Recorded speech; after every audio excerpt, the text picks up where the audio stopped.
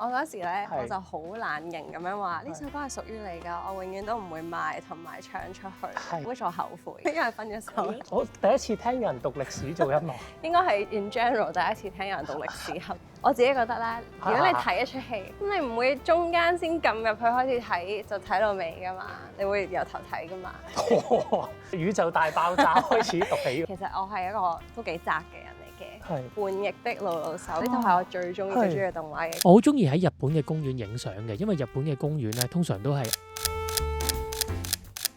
大家好，我係 Ivan， 歡迎你收睇我嘅 YouTube channel。呢條片係記錄我喺日本幫女 model 或者 artist 朋友一邊傾偈一邊拍攝人像嘅過程，同時都會分享一啲體驗同埋攝影心得。如果你都中意睇靚女、日本風景又或者係輕鬆嘅攝影心得，希望你可以訂閱呢個 YouTube channel。今日我邀請到嘅朋友係唱作歌手 Jocelyn 陳明喜，希望大家可以留意影片嘅內容，因為去到最後係有問題問大家嘅，只要正確答啱問題同埋有訂閱呢一個 YouTube channel 嘅話，就有機會得到一張由 Jocelyn 親筆簽名嘅 postcard 㗎啦。Jocelyn，Hello，今日約你嚟呢一度咧就係代官山。Yes，我同 Jocelyn 咧今日喺代官山嘅 T site 出發，之後我哋穿過元樂町嘅環街嚟到 Sarugaku， 轉翻出大馬路之後，我哋就見到代官山嘅地標電動向日葵，喺代官山車站隔離兜咗個圈。嚟到代官山公園之後，再繼續走，沿住電車路，我哋嚟到代官山嘅 Lock Road。最後咧，我哋就少少兜翻轉頭，嚟到呢個十字路口就完結啦。其實代官山都幾啱你嘅，即係文青得嚟又有啲 fashion 嘅感覺。哇！多謝咁高評價。咁我哋不如好啊呢度影先啦。唔係，其實你可以戴翻個 headphone，我覺得。好喎，你今日呢個造型係要有眼鏡嘅係嘛？等陣會除襯嘅。㗎。好啊。有啲好啊有啲唔同嘅 layer 俾大家感受下。上一集就喺鎌倉度影相啦，所以咧就會比較禪意一啲。今次嚟到代官山，希望可以影一輯城市生活感嘅相。呢度咧就係歡迎 T 你 site 咋，係，你自己都成日嚟。我唔知點解要歡迎你，係咯點歡迎唔關我事。你自己成日嚟啦，應該。自己成日嚟，因為我覺得即係呢度係難得東京市區一個比較靜嘅 area，但係有好多boutique啊、小店啊去睇咁樣咯。同埋我中意佢係始終係個山啦，咁聽講係東京最高嘅地方啦。咁又好似突然之間會有啲好多樹啊，好多公園仔啊，見到一個真實啲嘅東京咁樣，好似。其中一個原因你成日嚟係因為你屋企人喺呢一邊定居住。係佢哋最近呢幾年就半退休啦，咁就完成佢哋細個初次拍拖嘅時候一齊住日本嘅夢想。第一次拍拖定唔知點樣去旅行就係嚟東京咁樣，一齊搭飛機，咁就立咗呢個夢想。咁你自己每次嚟東京，即係除咗係因為探親啦叫做，咁你仲會做啲咩嘅咧？你問得好，係唔係因為其實我係一個都幾宅嘅人嚟嘅，我係好中意動畫啦，中意嗰啲otaku 嘅文化嘅嘢啦，係。咁所以好多時嚟會揾一啲特別嘅 pop up event 嘅，係啦，去睇下啲 cafe 啊，嗰啲主題 cafe。咁今次有冇咧？今次你過嚟？我唔記得，我琴日冇執袋，我要你即刻俾你睇。我琴日去咗睇 Shibuya 嘅叛逆的魯魯修嗰套動畫，呢套係我最中意嘅動畫嘅，佢一個20週年 event。呢套我覺得係真係神作嚟嘅，到而家都冇嘢超越到。另外一個我覺得代官山好得意嘅位就係佢會好多小街，即係譬如無端端係啦嚟到呢度又有一個咁樣嘅食唔知咩 hamburger。頭先呢條橫街落去又會有飲咖啡嘅地方啦。同呢個 Big Boy 影張相，我咪要模仿佢。可以啊。代官山俾我嘅感覺咧係好 fusion 嘅一個地方，所以今次嘅相咧影出嚟，除咗有日本嘅感覺之外，亦都有一啲係外國嘅感覺。你爸爸媽媽都係做音樂有關啦，叫做咁。你爸爸係音樂監製，你媽媽就以前做 DJ 啊。係咪因為佢哋嘅影響你，所以會做音樂咧？唔係啊，唔關事嘅。當然即係喺呢個背景就係會好早接觸到音樂嘅行業，即係去到知道咩叫錄音室，咩叫表演，咩叫演唱會，演唱會後台。但係其實從來都冇話啊，你一定要學唱歌，學做咩，入行完全冇咯，都係俾我自己揀嘅。係。咁我真係中意音樂嘅原因就係都係因為睇動畫。竟然？因為我就係中意睇動畫，好中意聽嗰啲主題曲。係係。咁細個特別咧就係百變小櫻。咁我嘅 best friend 咧嗰時都係日本人。係。咁我哋每日放學就會一齊睇，睇完我就會學晒啲歌，跟住咧大概一個 quarter 就一次演唱會。係啦，跟住我會逼我妹做 MC。係係。喂，咁認真嘅？好認真，有 costume change 㗎，有排舞㗎。跟住就係咁樣開始唱歌啦。今日咧，由於喺城市度拍攝啦，咁我就發現有好多城市嘅線條咧係好特別嘅，譬如呢條路咁樣，我好想強化呢一啲線條啊，所以喺影嘅時候咧，我就會擺一啲唔水平嘅島，就會可以令到呢啲線條更加之突出啦。咁你幾多歲先真係正式自己去作一首歌咧？我記得我第一次完成一首歌仔喺鋼琴冇曲冇詞，就係9歲度啦，就係自己有叮叮叮咁樣。但真係完成一首流行曲就係15歲，應該係就係寫俾中意嘅人。喂，咁樣咁梗係要出呢啲招數㗎啦。有冇表演過嘅？定係淨係得佢一個人聽嗰個啫？我嗰時咧，which 我後悔嘅，我就好懶型咁樣話呢首歌係屬於你㗎，我永遠都唔會賣同埋唱出去。係。但我而家覺得幾好聽，我好想因為分咗手。改咗係咁改咗少少，可能佢唔記得啦。係咯，唔好理啦。呢兩張相咧，如果我根據張凳嘅水平去影咧，咁就可能會係兩張好普通嘅相。但而家咁樣影咧，就會同個地之間形成咗個三角形，咁我覺得好有趣咁樣。而睇嘅時候咧，亦都會更加俾呢一張相去吸引啦。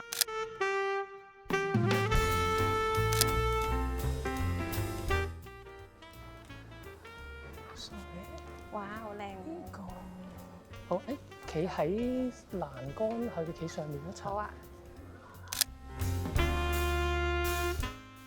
喺英環島嘅兩張相嘅時候咧，我係有用到3分線去做一個參考嘅。左手邊嘅背景咧，因為佢係彩色，已經本身係比較吸引啊，所以咧佢就佔畫面少啲，就佔1/3啫。而右手邊咧 model 嗰個背景，因為顏色比較單調啦，所以咧佢就可以佔翻畫面嘅比例多啲，就佔2/3左右。睇出嚟兩者之間咧就會比較平衡啦。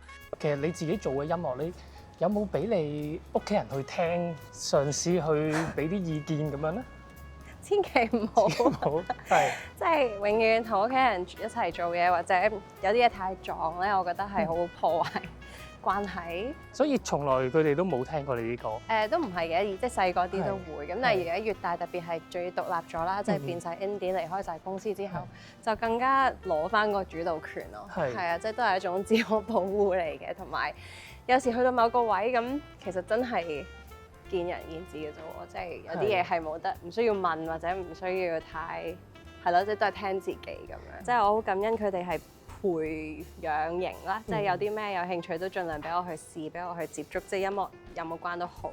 可能我係都係家姐啦，最大一個就會係得㗎啦，即係家姐得㗎啦，搞掂㗎啦咁。咁有啲嘢就好多時都係自己去處理。Lumix S9冇 Viewfinder 嘅其中一個缺點咧，就係喺有陽光嘅情況下咧，其實好難睇手動鏡中唔中焦嘅。呢兩張相咧，我就係唔中，但係我又覺得靚喎，咁所以照擺喺度啦。中學之後就去外國讀書係咪？你係讀歷史㗎嘛？係。點解咧？即係通常音樂人都係讀音樂，好合理啊。我第一次聽有人讀歷史做音樂，應該係 in general 第一次聽有人讀歷史係嘛？係啦，除咗我中學歷史老師係讀歷史之外，我唔識一個人係讀歷史。其實歷史係我自己覺得啦，如果你睇一出戲，係咁你唔會中間先撳入去開始睇，就睇到尾㗎嘛，你會由頭睇㗎嘛。宇宙大爆炸開始讀起㗎。唔係，我諗我有呢個即係好奇心咯，即係我好想知道所有嘢係點解係咁樣，跟住先會變成而家咁樣。我唔知係咪我黐黐地線定揾唔到，都有商業考慮嘅。就係如果做唔到音樂，咁都有一個第二個 degree 係做到其他工咁咯。嗰時我即係 touch wood，如果你而家你唔係做歌手，你就教緊歷史㗎啦。或者係寫緊嘢，或者教緊嘢，可以係歷史可以做到好多寫作嘅工，可以做圖書館管理員嘅，我都想嘅，其實係啊。想你踎喺呢一好啊。即係你畢業之後就翻嚟香港就已經係簽咗公司做歌手係咪啊？其實因為讀書期間有繼續寫歌啦，咁之後就一直有 send 一啲 demo 俾認識嘅唔同朋友啊，或者一啲即係喺行業內嘅人啊咁樣。嗰時有個 deadline 嘅屋企俾我，就係話你畢業1年內你揾唔到一啲關事嘅嘢，你就要教書啦咁樣。係。咁即係咁啱喺差唔多1年呢個 deadline 到嘅時候，就有一個Amy Chan 呢位監製朋友，佢就監嘅一套叫《陪安東尼度過漫長歲月》嘅文藝片，咁就用咗我隻歌《October Snow》做插曲。咁因為咁咧就有得有公司注目啦，就開始傾到一啲嘅簽公司啦。就緊喺呢1年 deadline 前可以入行。緊唔緊張啊？咁你嗰陣時？緊張㗎！我記得嗰時因為我真係又開始報一啲工咯，係啊，即係可能唔係謝老師，即係做記者、做寫嘢嘅唔同工咯。係。但係好得意就係我寫呢一隻俾人用咗做插曲嘅歌咧，就係關於呢一種即係根本唔知點樣可以實現呢個想做嘅事情，跟住就係呢隻歌幫我實現到，所以好奇怪嘅宇宙。嗰陣時簽公司一簽係簽幾耐嘅要？嗰時係計歌嘅，係即係要 fulfill 係啦某一個數量嘅歌啦，係啊，因為其實簽公司 I guess 有好多唔同方式，係啦，一啲就係年份，一啲就係你要 fulfill 某一個作品量嘅一隻碟之後，你就先可以走或者咩，即係咯嗰時先俾你走，已經講到就係啊，咁所以嗰時係一個量咯，係啊，咁但係其實嗰時未完成之前咧，就因為一啲內部嘅事情就被調咗入另外一間唱片公司，咁所以就又會喺嗰度重新嚟過，有一個新嘅環境、新適應。跟住再過咗3年咧，嗰度就真係年份嘅約啦。咁完咗之後，我就決定唔繼續啦，就獨立做咁樣咯。但係對你嚟講啊，做獨立歌手同你以前有公司有公司資源，你覺得個分別大唔大咧？資源就係最大嘅分別咯。講真句，做歌個錢啦，拍 MV 嘅錢啦，同埋人力啦，即係而家獨立咗好多嘢，其實都係自己做，一啲上架啊，或者安排宣傳啊，即係或者去請一啲唔同大 project 嘅同事幫手啊，呢個反而好重要咯。每次揾啱人，自己嘅經歷就係有時喺公司咧，有啲嘢得同唔得，你唔知點解，會好迷茫，即係究竟係要調整個作品啦，定係個宣傳策略啊，定係自己本人啊，定係其實個作品冇事，我自己會諗好多，就有啲辛苦咯。等轉燈少啲車先個背景。今日影嘅相咧，我用35mm 嘅鏡頭嘅比例係比我平時多嘅，因為今日喺城市入邊影咧，其實個空間唔大啦，咁我所以都不能夠走到太後去做一個壓縮啦。第二咧就係因為我都想保留多啲城市嘅線條啊喺背景，所以咧喺城市入邊咧，我覺得35mm咧係一個更加好嘅選擇。咁你上一隻碟嘅音樂就係音樂治療有關啦嘅方向啦，因為你自己其實係咪都讀咗一個音樂治療嘅課程？係啊，嗰時疫情自己都好嚴重，失眠、焦慮，跟住又所有工作停晒，咁就去考咗一個音樂治療、音頻治療 sound healing 嘅證書咯。考完呢樣嘢，我發現身邊好多朋友咧，其實都係失眠同焦慮。咁我就覺得哇，其實大家都有呢個問題咁。呢樣嘢幫到我，不如我將佢擺入 pop music 度，嘗試盡快將佢普及化，俾更多人知道呢樣嘢啦，咁樣。啱啱就出咗首新歌啦，就係你嚟緊呢隻新碟嘅第一首歌啦，同你之前嘅治療係好唔同啦。唔同啦，今次新嘅音樂 chapter 係放下療癒師嘅身份啦，療癒過後啦，4年啦，離開呢個靈性嘅世界，翻到嚟呢一個正常嘅世界，去好好面對下對呢度發生緊嘅事情嘅感受、對抗、失望、期望。新歌叫做 If Sunday Never Comes， 你應該好有感受，因為你記唔記得1年前你已經喺度啦？有呢個日本大地震嘅預言。7月5號係舊年7月5號。我記得我同我個 friend 傾偈，咁我約咗禮拜日就係7月6號飲咖啡。咁我哋就話咁如果聽日7月5號世界末日就 sorry 啦，飲唔到咖啡啦咁。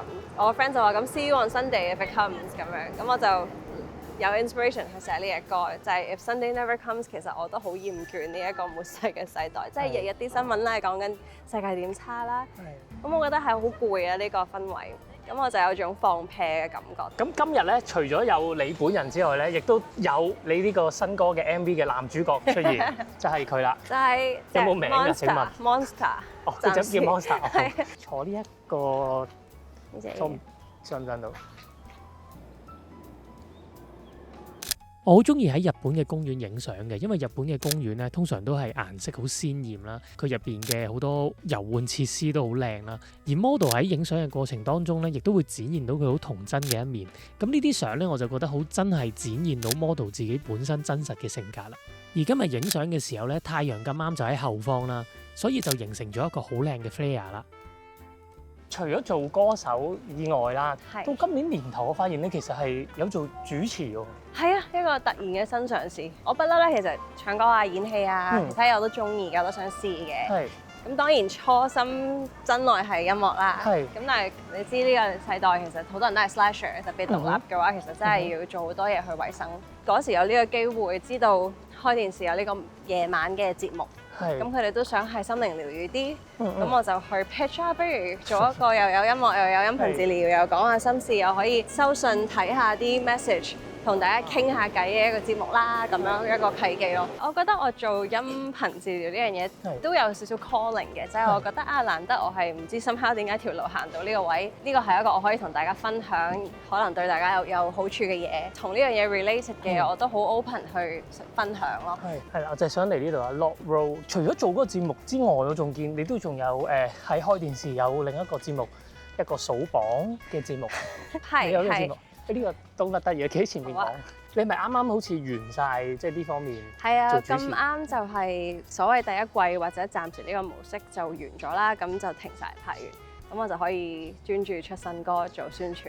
咁呢一個喺電視台做主持嘅經歷，對你嚟講係好定唔好咧？即係你會唔會想再繼續喺呢方面可以再發展下喎？定係試完就算咧？大家可以俾翻意見我啊！有睇嘅朋友可以話我知，覺得我適唔適合做啊？我自己覺得係都係一個好嘅經歷，即係學咗好多嘢。咁始終都係幕前嘅一啲訓練咯。係啊，企過少少呢度。